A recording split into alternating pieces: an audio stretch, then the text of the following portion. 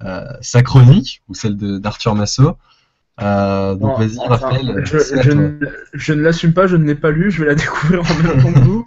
C'est absolument génial. Alors, elle a l'air longue. Ça parle de la coupe de... C'est-à-dire que tu vas lire la chronique de quelqu'un d'autre. Ouais, je lis la chronique d'Arthur. C'est l'heure d'aller pisser. Ça sera pas dans le concept. Non, normalement, c'est l'heure aussi où je suis Gaël pour aller pisser, mais vu qu'Arthur est pas là, il s'occupe de ça. Fais gaffe à ce que tu dis, tu suis Gaël pour aller pisser. Oui, qu'est-ce que je crois. Mais on habite ensemble.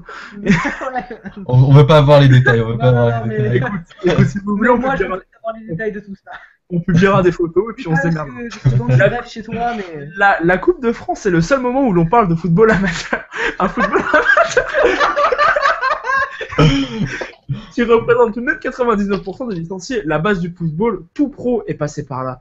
L'histoire de cette compétition est jalonnée de moments magiques où tout peut se passer. Le Red Star a fondé sa légende sur ces 5 Coupes de France remportées lors des années 20. L'équipe algérienne d'El Biar a porté un symbole fort en s'imposant face au grand stade de Reims en 1957. Cette même année, ça vous dit quelque chose? Nous sommes là en pleine guerre d'Algérie. Depuis, les exemples sont nombreux. Calais en 2000, Mont-Solémine et Carquefou en 2005, Chiragne en 2009, Quevilly en 2010 et 2012, et plus récemment Grenoble en 2015. Grenoble d'ailleurs qui a juste battu. Ouais, ils ont fait quoi en fait à part battre l'OM? Ouais, ils se sont fait disqualifier après. Ouais, ils sont allés faire un Boulogne le tour d'après. Ouais, c'est ça. Voilà. La Coupe de France, cette respiration au milieu de la saison, c'est ce retour aux bases, à l'origine même du football, ces terrains boueux et bossus, le public au bord de la pelouse, l'odeur des frites dans les tribunes, les prix bas, le fair play. C'est ça la Coupe de France. L'illustration même du sport avec son incertitude. Excusez-moi, il y a des gens qui vivent ce qu'ils lisent, et j'essaie de rendre vivante cette chronique, c'est assez compliqué. Non, tu le fais très bien, Raphaël. Je sens très bien. L'illustration même du sport avec son incertitude, son injustice et sa beauté. Un enfer pour les bookmakers, un plaisir pour les parieurs. C'est très paradoxal comme phrase. Le fait qu'il regarde trop parier en sport, les gars. Toutefois, cette compétition perd de son prestige d'année en année. Les 16e de finale ont été décalés en semaine. Les matchs sont dorénavant étalés sur 3 jours et la diffusion en clair s'est amoindrie. Les 8e de finale qui se jouent de demain à jeudi, sachant qu'on peut réécouter l'émission absolument quand on veut, donc c'est très logique de parler de demain.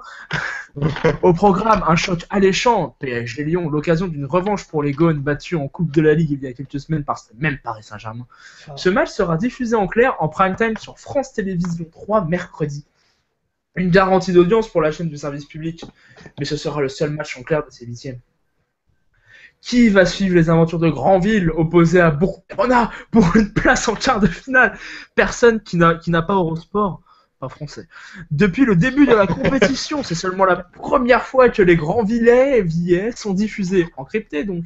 Faut-il attendre les quarts de finale pour que cette belle histoire soit enfin dévoilée au grand public? Je ne pense pas. Ici, l'excuse de l'horaire ne tient pas, le match est programmé à 21h mardi soir. D'ailleurs, j'ai été voir le programme TV pour comprendre ce qu'il y avait à la place sur le service public pendant le match. France Pro diffusera pour la 3e fois en moins d'un an le film 30 degrés couleur, ou apparemment, et France 4 passera la comédie La Tour Montparnasse infernale, passée déjà 6 fois sur les antennes de France TV depuis 1 an et demi. Ok, l'affiche n'est pas intéressante, mais il n'y a aucune équipe de Ligue 1 dans ce match. En même temps, et moi, entre la Coupe de France et la Tour Montparnasse infernale, mon choix est très vite fait. Donc j'éteins la télé. Prenons alors Trélissac-Marseille, prévu jeudi soir. Comment se fait-il que cette rencontre soit uniquement encryptée alors que l'exploit est possible? Tout fan de foot n'ayant pas Canal Sat se sentirait bien bête vendredi matin si l'exploit se produit et qu'il n'aura pas pu le regarder. Ici, France Télévisions n'est pas au niveau de ce slogan « Le plus grand terrain de sport et déçoit ». Avec la baisse de la diffusion de la Coupe de France, c'est le foot amateur qu'on éloigne du grand public. C'est la fin du processus de séparation entre le monde pro et le monde amateur. Ce dernier est condamné. Jean-Luc Mélenchon.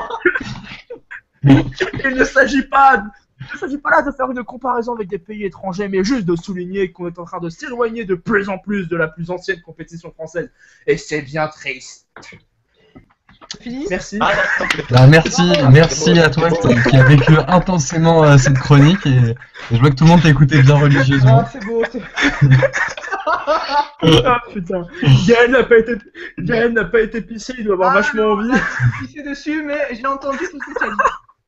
Non, et puis, par contre, on a oublié quand même quelque chose dans cette chronique d'extrêmement important, c'est quand même la finale de Coupe de France, Évian-Thonon-Gaillard face à Bordeaux en 2013.